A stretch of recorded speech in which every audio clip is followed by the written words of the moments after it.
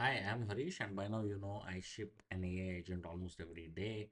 Been doing it since Jan 1st. Today I built some quick updates to the product that I'm building, which is Hover for Mac, which is a smart assistant that lives on your machine beside your cursor and is only invoked by you and runs fully on local models as well. You can use your small language models on your local machine and run it.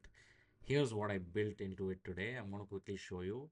Like I said, it lives with your mouse, and to invoke it, let's say I want to summarize this. All I'm going to do is select a text on this page. I'm going to do 3 right clicks and it'll show up. Now you can ask it to explain, rewrite, summarize, or reply. I want to say explain what is happening here, and this is fully running on my local machine using LM Studio. I'll also show that setup to you, and I have a summary of what I'm reading. Right now, how do you set this up? Very simple. I'm going to close this for now. I'm going to open the settings, and you have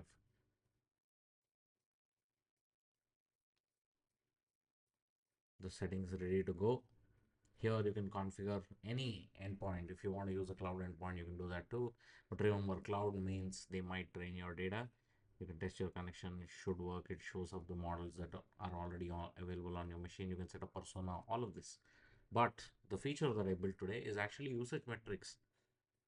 You can track all tokens consumed without actually seeing any of your prompts, as in the tool doesn't track any of your prompts but just calculates tokens and how much you've been consuming with your inference to give you a better picture of how much local language models you've been using and what have you been doing at a very high level.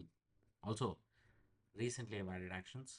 You can add custom actions that are repeatable for your agent so that it can quickly do things for you without you having to ask it the same prompt every single time. These are the two major updates I shipped on Hover. Download Hover for Mac on hoverformac.com. Thank you so much for watching.